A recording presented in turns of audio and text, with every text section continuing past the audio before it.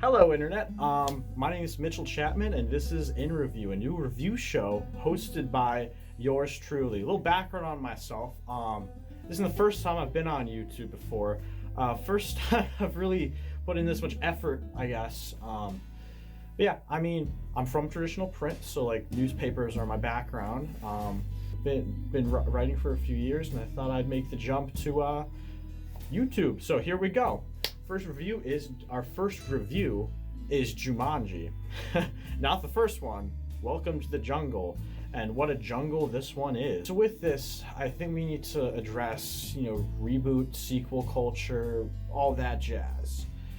The thing is, it seems like anything with a recognizable name right now will get a movie, whether or not it warrants it or not. From anything from Star Wars to Ghostbusters, Stephen the Gem movie, studios right now are more eager than ever to just pump out these movies just to make a profit, whether or not these series really need sequels, reboots, more installments in general to begin with.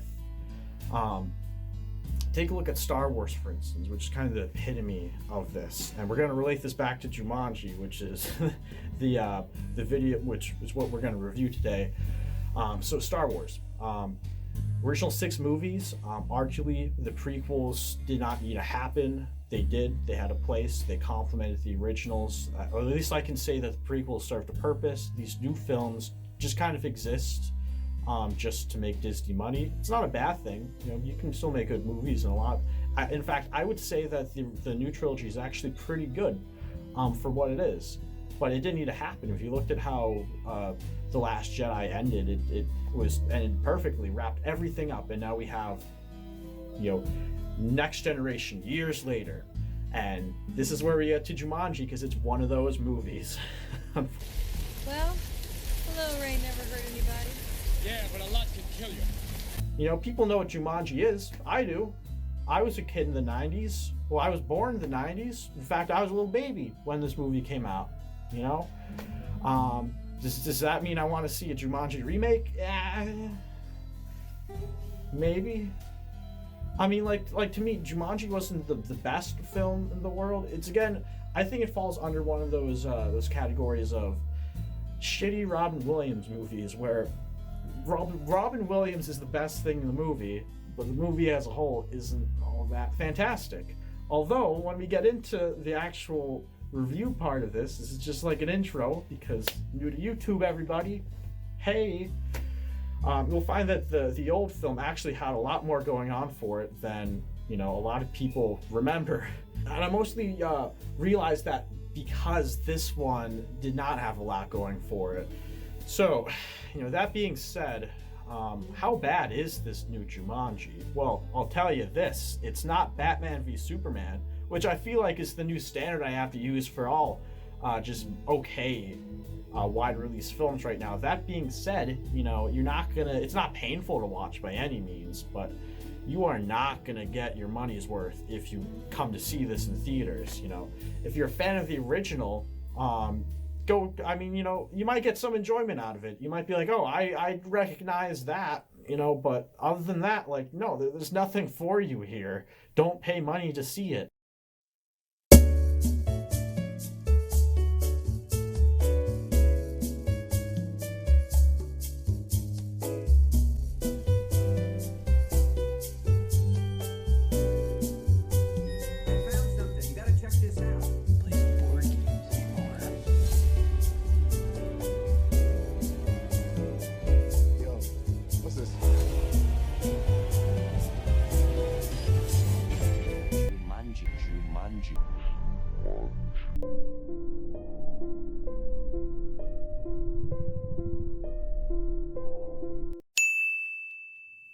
I feel like it's impossible to talk about this new movie without first talking about its predecessor. And I do say predecessor in a very literal way. This movie Picks off right where the last one left off, with the Jumanji game board washed up on the shores of some beach, ready for its next victim. Although I have to say first that this film is very different from the first one, not just in terms of the story, but in terms of the tone of the execution and the basic mechanics of this world, which honestly, the mechanics part I'm usually fine with, as long as the story's good. The story's not good here though. It's just not. For those of you that don't know, Jumanji was originally a children's book written by Christian Van Allsburg. It was adapted into the 1995 live-action film that we all know and love, starring Robin Williams. The film follows Williams as Alan Parrish, the son of a wealthy owner of a local shoe factory, in the year 1969, when he stumbles upon the board game Jumanji. Of course, the gimmick of the original movie was that everything that happened in the game happened in real life. This leads to some very early examples of CGI, a lot of good set pieces, seeing the modern world, the modern factory town that they set up get destroyed.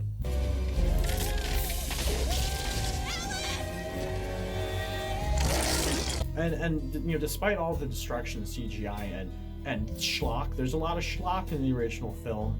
I'm not gonna lie, schlock I define as, I don't know, related to camp, something that's kind of out of place and hilariously funny. There's a lot of that.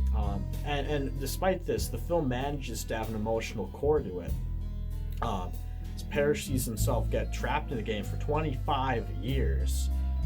And of course, when he gets out, much of the film is dedicated to, you know, him readjusting to life, seeing what changed. And this is where 95% of the drama from the film comes from.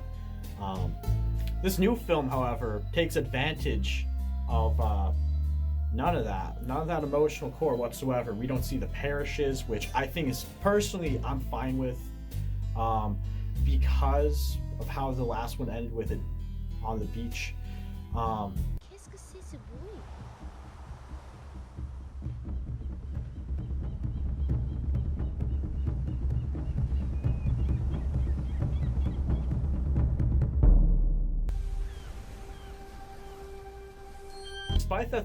Despite the fact being a direct sequel to Jumanji, with it like literally washing up on the same beach where the last one left off, this film actually makes no use of it. In fact, you know, it changes into a Atari video game, which we'll get back to that. We do have a character that's very much like Alan Parrish. His name's Alex Vreek, who's played by 3 actors, but for the majority of the time, he's played by Nick Jonas. So I'm going to refer to the Nick Jonas performance when I'm mostly talking about that.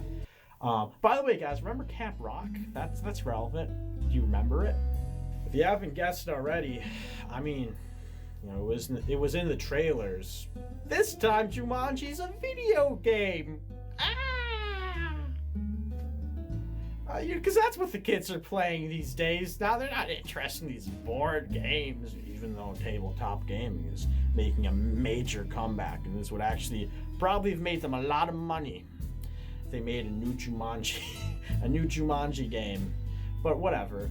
You know, I mean, these kids are interested in their stupid Wii U's and their Xbox 360s and Sony CDIs. I don't even know. But, you know, I'm actually fine with the game evolving, although we'll get into it causes some continuity issues because of the first film.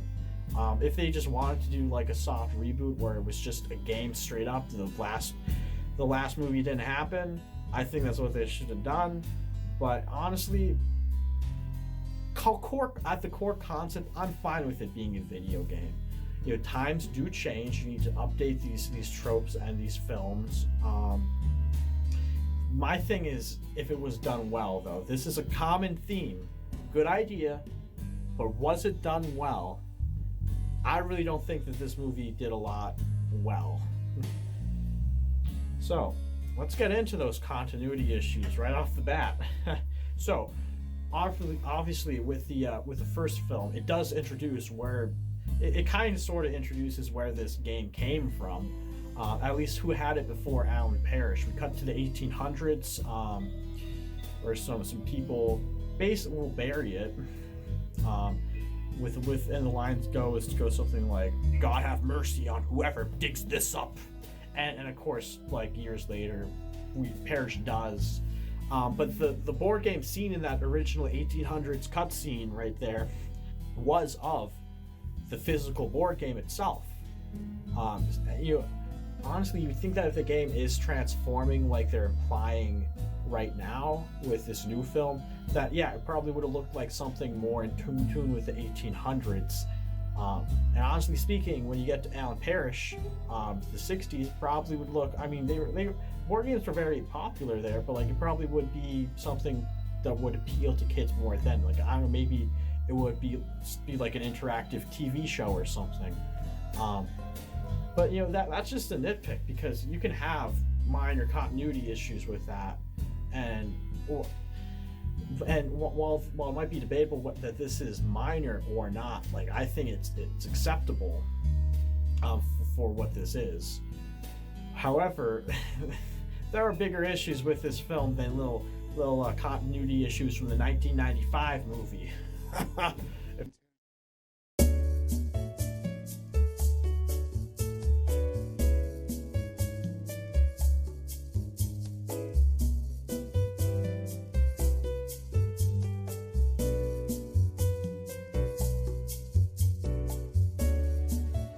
We get our inciting incident, which is so forced and contrived that it makes me think that the whole first act was shot retroactively. In fact, honestly speaking, a lot of times with this script, it seems as if this was another movie beforehand. It was repurposed into a Jumanji sequel. So I mean, as we established, we have our four main characters in detention. None of them like each other. They want to get the hell out of there, supposedly.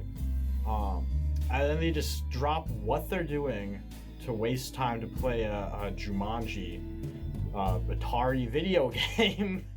Oh my god. But yeah, basically everybody but Girl Scout, nerdy girl. She's basically, I don't even remember her name.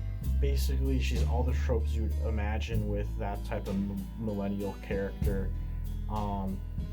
Nothing new, I guess. None of these characters are new. They're all characters we've seen in other films and done better. In fact, it's as if they're updating these tropes. Honestly, you got your jock who's not that smart. In fact, he has to go to the main character, kid I forgot who, again, like he's basically this smart kid. So yeah, no, we got our jock who's not very smart. We have our main character, our main character. Notice Alex Vriek is not the main character in this one. Arguably speaking, Robin Williams was the main character of the first film, but instead we're focusing more on the modern day kids. We got the peppy rich girl who Instagrams everything she does. Hey, Instagram. Which I don't know if they're trying to update the trope of like the self-obsessed rich girl, or if they really have something against Instagram. Who knows? This is a traditional movie company, so you never know. I guess if you want to talk more about the character moment of that scene, again, I mean, you look at their motivations so far. Main guy, I guess I'll call him main guy right now. Main smart guy wants to get good grades, impress his family, yada yada yada, get the girl. He also wants to retain his friendship with sports star. I think his name was something like Trunks or Tank. I don't know. It was some horrible like one syllable name that I immediately forgot about. Sports star wants to just retain his spot on the team. He actually ended up losing it because main guy, I mean, they were friends previously. To make matters more complicated, ended up being his tutor because he failed a class. He finds out that instead of actually tutoring him, he was just doing his homework for him, which is plagiarism. So, I mean, there you go. You lost your spot on the team. So he kind of wants to get it back, you know. Honestly speaking, he's lucky he didn't get kicked out of school. Because, yeah, a lot of places take plagiarism very, very seriously. The girls' motivations, I don't remember much about them. I mean, Instagram model wants to just get attention, and she already has money and a nice place to live. Nerdy girl, I think there's some vague plot about some dance. Yeah, there's a vague plot about some dance, but I don't remember a lick of it. And even if I did, like, it's just, yeah. And that's not what I came to see. I didn't see some B plot about some high schoolers. I came to see freaking Jumanji. One other thing to mention is just the inconsistencies of the console itself. Not that this means anything in the minds of a general audience member, and that's not me trying to put down general audience members. I'm just like, as somebody who kind of knows the different publics, general audience, you kind of have to assume they know nothing. So, like, yeah, I mean, like, it looks like the actual Jumanji game console, we never see the actual game on screen. They basically get sucked into it just like Alan Parrish did in the first one, except that the difference is he was kind of sucked into it as punishment versus this is like the main game. Like, they're like, it's very different in regards that nothing that happens in the game really affects things in the real world except for the big twist to do with Alex Reek. And yeah, I guess I'll call him Alex Reek because I don't want to call him Nick Jonas. I won't be able to take him seriously if I call him Nick Jonas. But you know, the actual prop itself, it looks like an Atari console, but the graphics, we only see the title screen. It looks like a Sega Genesis. Again, so in the original, we don't actually see a lot of what's in that game world. And that's probably for the best, honestly. All we see is a little boy Robin Williams. And you can IMDb his name. I'm not gonna remember it. We see a little boy Robin Williams go into this game, and we see a man Robin Williams come out, and he's all scraggly looking, and you know, he has this beard. His clothes are absolutely ragged. He mentions that he's never shaved once in this game. Although, to be honest, like, if you've never been to the jungle before, I mean, you know, it's not your biggest priority, you know. But I mean, like, again, and he also comes out with all these abilities. Like, he can suddenly swing from ropes like he's Tarzan. He's not afraid of lions necessarily. He very smartly and quickly kind of diverts it, whereas I guess a little boy, if he was a little boy, Robin Williams, he probably would have frozen up, kind of like the kids were, but no, he tricks it. He's able to wrestle alligators, all these sort of things that for like a movie in the 90s, like, it's fine to kind of have that, you know, to have like a little boy go in and a man come out, and we don't really necessarily need to see how that happened. It's fine the way it is. We don't need to necessarily see that world. Again, let's play devil's advocate right now. So let's just accept, game just completely changed its mechanics in the last like 100 years, as established by the last 200 years. Because remember, the first time we saw it was in the 1800s, and it just completely changed everything it was for this movie. Let's just play devil's advocate here for that thought. And I guess let's try to think about this from the studio point of view. So you have a new property. What do you do with it? Do you want to just rehash the old one? I mean, that would be fine, but the thing is, Jumanji was also very much made for a 90s audience. Same things that work there will not impress a modern audience. Although, to be perfectly honest, if they just did that and updated the effects, I think it would have done far better than this film. But, you know, not because the idea of the old film was so brilliant. In fact, if you look back, like, the whole idea of having a game affect the real world is nothing new. I would not be surprised if like you can find a Twilight Zone episode like decades and decades before that movie, on that very premise. In fact, kind of is like a Twilight Zone premise when you think about it. But I mean, you have this property. What do you do with it? You want to bring it to someplace new. Oh, we haven't seen the world inside of the game. Let's make it a video game. People like video games. That can sell. And to be honest, I have to agree with them. Like there was potential there, and especially with the route they try to go.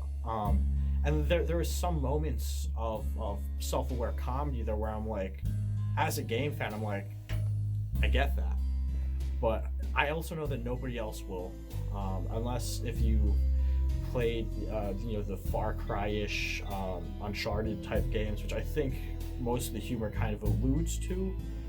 But that's like pseudo Indiana Jones type of adventure game. And yeah, there's some self-aware bits there.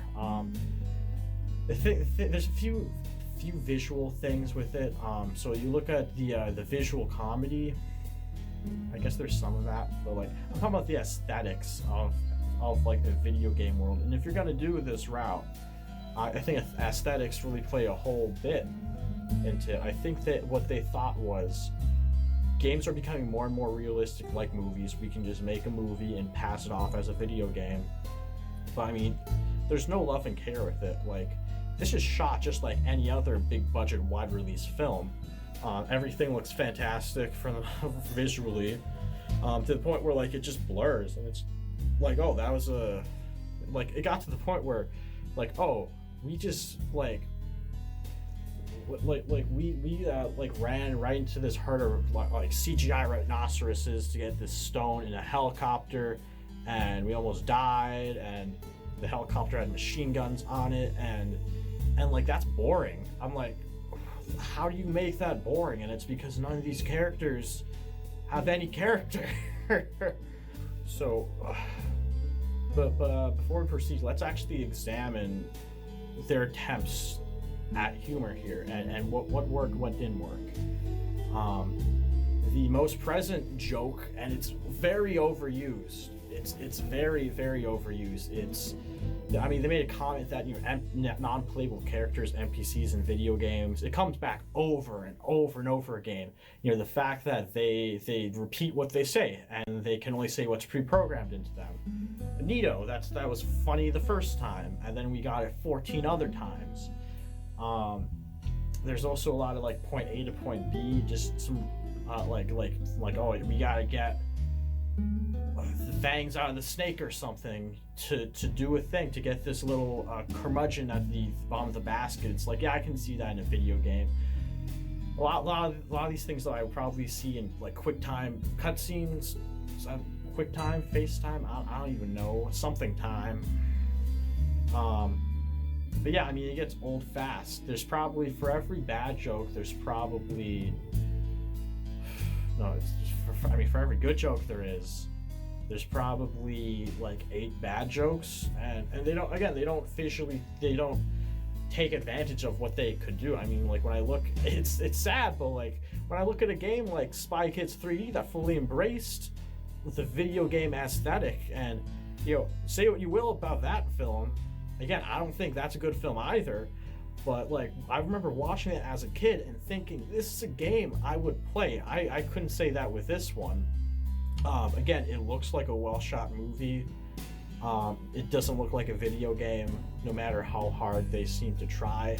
Again, if you were to go with this, I mean, full CG would probably, and not the CG they were buying. In fact, with this game, I think you could actually downgrade it a bit and it'll be fine. It's almost like too real. It's like Dwayne The Rock Johnson, who's in this, looks like Dwayne The Rock Johnson. He doesn't look like what he would look in GTA 5. Just little things like that they could have done. Starting with that. I mean, and again, I'm kind of glad that we're getting like more of these video game movies that are just more smart. Look at Wreck-It Ralph. Look at like Ready Player One. So like if you're in the market for this, it's not like it's not like what it once was, where something like this would have been a huge bone to the video game playing crowd. Because we have plenty of movies now. There's no reason for you to see Jumanji if you're a gamer, so to say. Now, let's get to our other set of leads, because this movie has four other actors who actually we spend the majority of time with. This is kind of why I kind of suspect that them making this in a game wasn't a purely creative decision and was very studio driven. The reason for it allowed them to cast anybody in these roles. That's not to say that that's a bad idea. In fact, I much prefer seeing like Dwayne "The Rock" Johnson and Kevin Hart and Karen Gillan and Jack Black. Jack Black's in this movie and horribly underutilized here, which I'll get to in a moment. But no, I mean, that's not a bad idea. But honestly, what I think happened was they just have this license they weren't using. They hadn't used it in over 20 years. It's yeah, Jumanji's over 20 years old now. I mean, the only thing that's really been used with Jumanji is a stupid cartoon show. So, what do you expect there? What I think is they're sitting on this license, and they're like, we have to do something with it. And then somebody who's probably seen the original Jumanji like once, maybe read some of the books, probably not though, was like, okay, so this is a big name. This is what it's about. It's a game. Why don't we update it to be a video game? Because who cares about board games? Completely unaware to how tabletop games have blown up, of course. And then they're like, okay, well, who do you want in the movie? It's like, who can we get? Let's get Dwayne Johnson because he's in everything. Let's get Kevin Hart because the test audiences liked him. Let's get Karen Gillan because she did Guardians of the Galaxy. And let's get Jack Black because he's desperate now. He needs money. He will do the Jumanji movie for us. In fact, I really do suspect that this wasn't, as I said before, I suspect this wasn't a Jumanji script to begin with. I think that this was a script that they just had lying in a drawer somewhere. And then when the opportunity came for them to make this into a video game movie, they're like, that script we've had since the year 2005. Be fair, don't get me wrong. That's not a bad idea. In fact, I like all these actors. I've seen them be good in other things. I think a self-aware video game movie with them in it is not a bad idea. It just needs to have the right script, and this one just didn't. So, I mean, let's just go down the list. So, Dwayne Johnson, he has a ridiculous video game movie in it, but I'm going to call him Dwayne Johnson because I don't remember it. I don't remember much. Again, like, you have to do something for me to actually remember your characters. If you're just generic, I'm not really gonna do that. But he's generic buff guy. Our main kid, our main guy is him. So like you have the dynamic of this kid going from being a nerd to Dwayne Johnson, and very quickly you learn this is the main problem of the film is that you have these. I don't want to say they're all A-list, but you have these well-known actors having to play these kind of okay child actors. So Dwayne Johnson can't be Dwayne Johnson. Jack Black acts like a diva the whole time, which honestly is funny for all of 5 seconds, and then it's like, oh, he's gonna be like this for the entire film. It's as if like they never saw like School of Rock or anything Jack Black was good in. Honestly, what I suspect is they probably only saw Kung Fu Panda and they're like, oh, that guy, he's kind of quirky and funny. Let's put him in Jumanji. And then Karen Gillan, actually, she can't do anything because she's the other girl. She's the nerd girl who, let's just say, like, she's book smart, but she's not smart in other things. So, like, her arc is how her learning how to be a girl, and she gets her first kiss, and she kind of learns how to flirt, and it's like, that's kind of fucking friggin' weird, honestly. And then you have to like think, oh, you have Trump, Tank, I don't even know. You have the football star, and he plays this little weakling. He plays Kevin Hart, but like his whole thing is like, because Kevin Hart's not a big guy. In fact, a lot of his comedy comes from being like this kind of not very like strong guy, a little short guy. But yeah, that's all he is. He's Kevin Hart. Kevin Hart plays Kevin Hart in this movie because, again, he doesn't have a character because his child actor really didn't have a character. In fact, if I were to describe him, he would be like Cyborg from Justice League, except he's less articulate. And then I guess we talk about the mechanics of this game, because there are some mechanics. Now that's where I was like, okay, decent video game reference right there.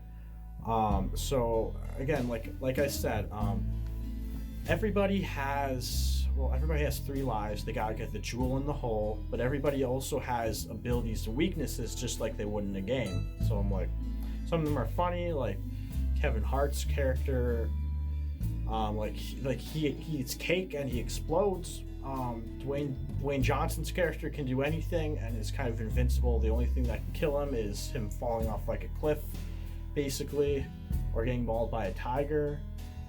It's weird, like, because like with these limitations, I'm like, do they have any? You know, I mean, like, and then we would see like them get mauled or something. It's like, I don't know what they can do, I don't know what they can't do, and as a result, there's no tension.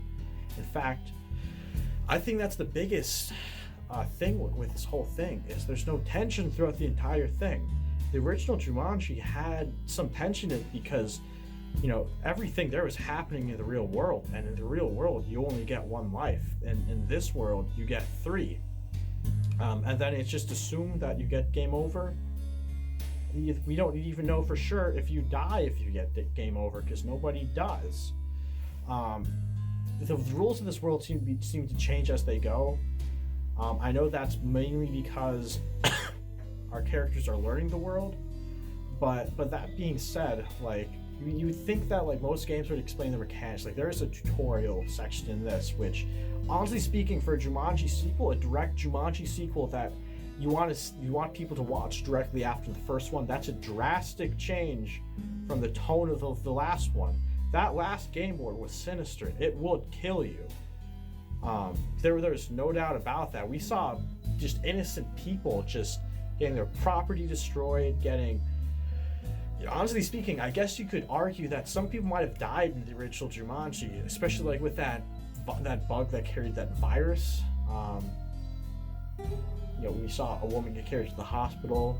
We had alligators just in the streets. They could do whatever they want. We had man-eating plants. It was kind of fun, and it was a little intense, especially towards the end, where they build it up to this big thing where, like, one last roll of the dice, which is cool. Don't move!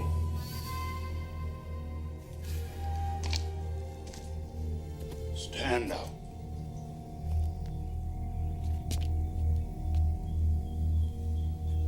What's in your hand? Drop it.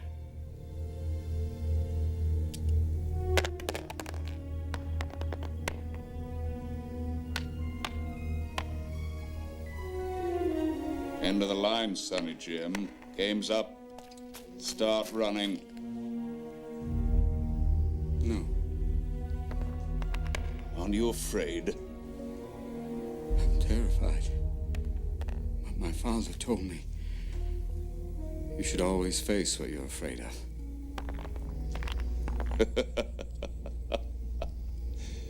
Good lad. You're finally acting like a man. Any last words?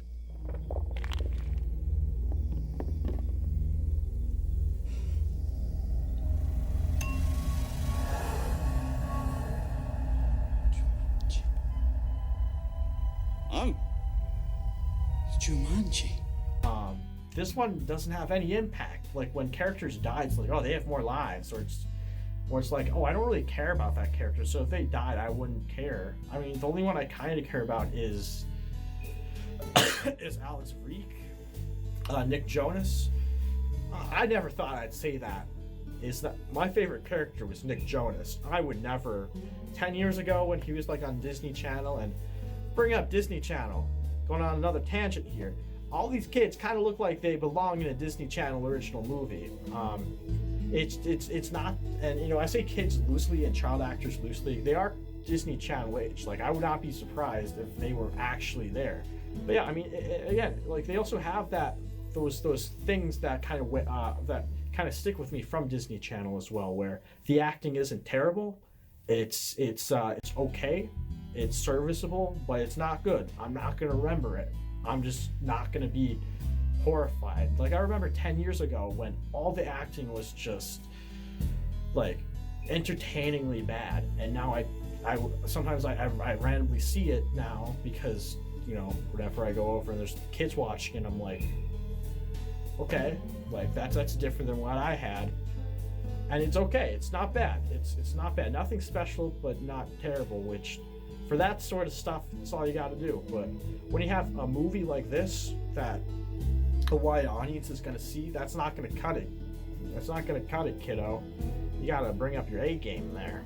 Now, why is this movie boring? Well, again, like I said, the other film spent 40 minutes with these characters. In fact, we only had 4 characters to even know. We had Alan Parrish, we had the kind of sort of girlfriend character from the 60s. I might put her name here or something. And then we had the 2 kids who, again, like, they were kind of interesting. I mean, they lost their parents in a car crash,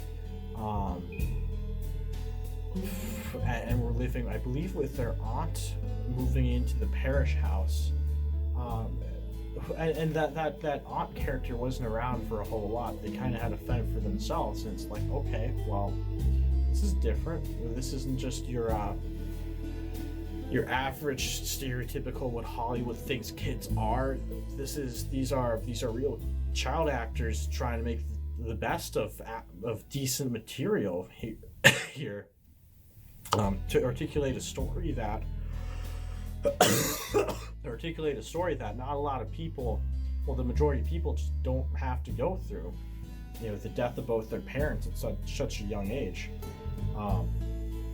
and of course there's other side characters to get to know, but the movie spends most of the time with those 4 characters. And even, honestly speaking, I think a lot of the side characters from the first one were more developed than this movie. Honestly, the cop from the last movie, like, I adore more than all of the characters in this movie combined. Like, and honestly, it's not much to do with the development. I mean, we see, like, why he's a cop, why he's an asshole, why he does the things he does. They cleverly, like, make him the reactionary character. I think he is what Kevin Hart should have been in this film. But I mean, again, why is this film boring? It's because we don't care about these characters. We don't care what's going to happen next. It's because you didn't develop them enough. We didn't get to know them enough. Well, to be perfectly honest, I don't think that would have helped. I don't think there's much to get to know with these characters. They're kind of cookie cutter. They feel like they're written on demand. And they very well might have been. So what I recommend, Jumanji, Welcome to the Jungle. Kind of not. I'm not at this point. At least not in theaters. If you're interested in the original one and you just want to see that game board one more time, I guess. For the most part, it's harmless. It's just unremarkable in every way, shape, or form. It doesn't hurt you. If you want to, like, watch it, like, free on Hulu or something months afterwards, fine. I wouldn't buy the DVD on a range to A through F, because that's just my system of doing things, and that's something that everybody's recognizable. That's something that everybody can recognize. With a lot of movie critics, like, they like to do the number system, but with everybody, the numbers mean different things. Like, I know a lot of reviewers that have, like, 5 be a good movie, where others 5 is equivalent to an F, but everybody knows what an A through F is, so that's my justification there. I can point back to this in future videos, probably, because that's how the internet works, but I'd probably give it a C-. Not awful, not going to give you cancer, but also nothing special. It's just okay. It didn't need to happen. If I didn't see the movie at all, I would be probably the same. It's just okay. It's not something to get upset about or rave. I don't think anybody's raving about Jumanji. You know, if anything, like, the only thing that makes me really upset about this is if they were to remake Zathura, now there would be a precedent to be like, maybe we shouldn't, because I'm actually a big fan of Zathura.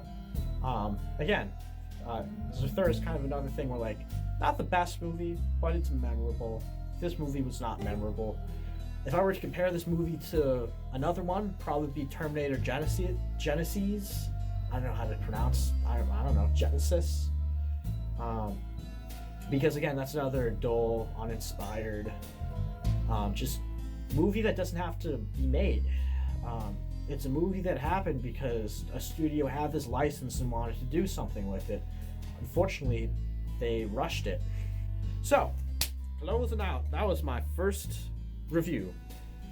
So, if there's anything weird with the tech here, anything weird with how I'm doing reviews, feedback is definitely helpful. I am not an expert at these things. One day I might be, but right now I'm learning. So be sure to like, comment, and subscribe to get more of my content. And again, any comments welcome. I'm only looking to improve here. See you guys on the next InReview. If there's any movie you want me to review, be sure to put it down in the comments and I might just do it.